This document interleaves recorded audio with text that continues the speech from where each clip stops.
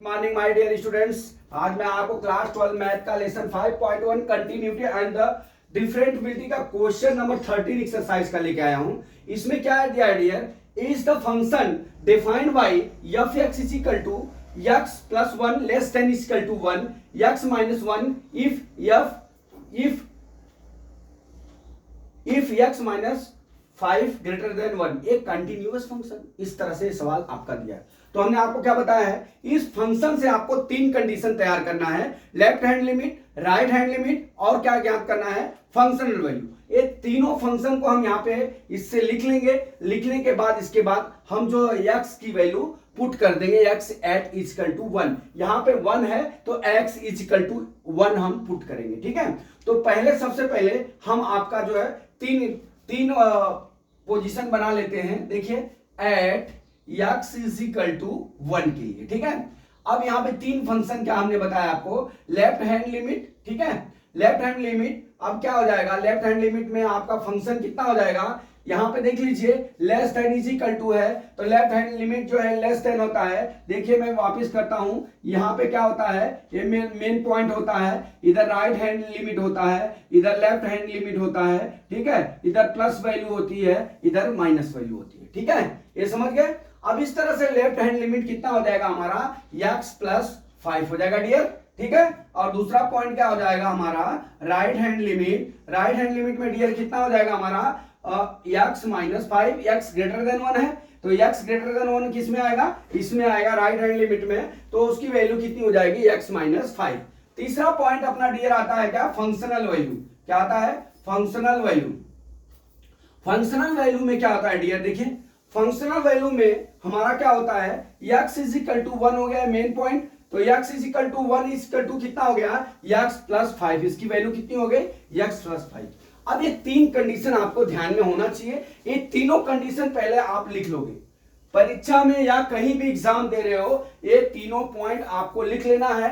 ये फंक्शन निकाल के इसके बाद सवाल आप स्मूथली एकदम लगा लोगे, नहीं तो फिर क्या होगा, आप ऐसे करने जाओगे तो फिर सवाल गलत हो सकती है। ठीक है, अब यहां से डियर हम चलते हैं। अब यहां से हम क्या, पहला पॉइंट है हमारा लेफ्ट हैंड लिमिट। ठीक है, अब यहां से हम लिखते हैं पहला पॉइंट हमारा left hand limit. Left hand limit, अब इसका फंक्शन दिया लिख लिए हो, at x is equal to 1, ये लिखना आपको जरूरी है। ठीक है, अब यहां से इसकी वैल्यू कितनी हो जाएगी, functional value is equal to x plus 5 हो गया डियर। अब यहां से लिमिट लगा दीजिए, limit x tends to 1 minus होगा यहाँ पे f x is equal to limit x tends to 1 minus x plus 5 हो गया।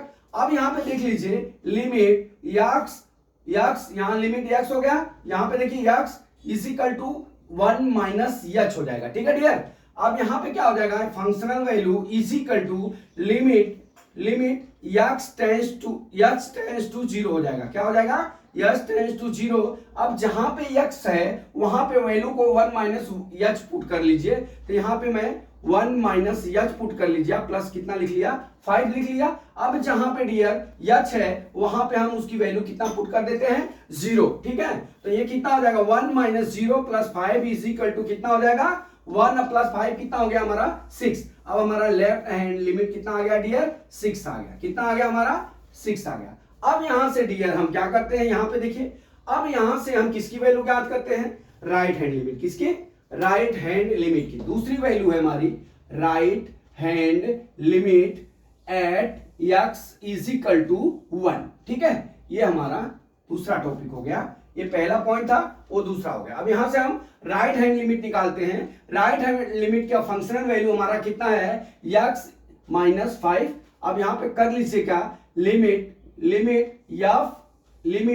x टेंड्स टू 1 प्लस 1, अरे प्लस 1। ठीक है, अब यहां पे क्या होगा, functional value is equal to limit x tends to 1 plus x minus 5 हो गया इतना। ठीक है, अब यहां पे देख लीजिए limit x tends to 1 plus h f x is equal to limit h tends to 0। क्या हो जाएगा, h टेंड्स टू 0। अब जहां पे x है वहां पे वैल्यू हमको कितना पुट करना है, 1 प्लस h पुट करना है। ठीक है, तो 1 प्लस h माइनस कितना हो गया हमारा डियर, 5 हो गया। अब जहां पे h है वहां पे आप 0 पुट कर लीजिए। 1 प्लस 0 माइनस 5 बराबर 1 माइनस 5 इज इक्वल टू कितना हो जाएगा, -4। कितना आ जाएगा, -4। ये हमारा क्या हो जाएगा, यहाँ पे राइट हैंड लिमिट हो गया। अब हमारा राइट हैंड लिमिट ज्ञात हो गया। यहाँ पे हम सवाल को छोड़ सकते हैं कि हमारा लेफ्ट हैंड लिमिट अलग आया और राइट हैंड लिमिट अलग आया, लेकिन हम यहाँ पे आपको तीसरा भी निकाल के दिखाते हैं, फंक्शनल वैल्यू। क्या तीसरा हमारा है, क्या, फंक्शनल वैल्यू। देखिए फंक्शनल वैल्यू निकालते हैं हम, फंक्शनल वैल्यू। अब फंक्शनल वैल्यू में क्या हो गया, हमारा 8 यहां जरूर लिखेंगे x इज इक्वल टू 1 के लिए, ठीक है। अब हमारा फंक्शनल वैल्यू कितना है, अब हमारा functional value f is equal to x plus 5। अब यहाँ पे x लिख लीजिए, f1 is equal to 1 plus 5 is equal to 6 आ गया, ठीक है। अब यहाँ पे डियर आप क्या लिखोगे, अब देख लीजिए हमारा जो फंक्शनल वैल्यू है, वो कितना आ गया, हमारा 6 आ गया, ठीक है। अब यहाँ पे डियर देख लीजिए हमारा क्या है, left hand limit is equal to functional value, ठीक है, नॉट इज इक्वल टू क्या हो जाएगा, हमारा राइट हैंड लिमिट। अर्थात ये क्या हो जाएगा, फंक्शन इज क्या हो जाएगा, फंक्शन इज नॉट कॉन्टिन्यूअस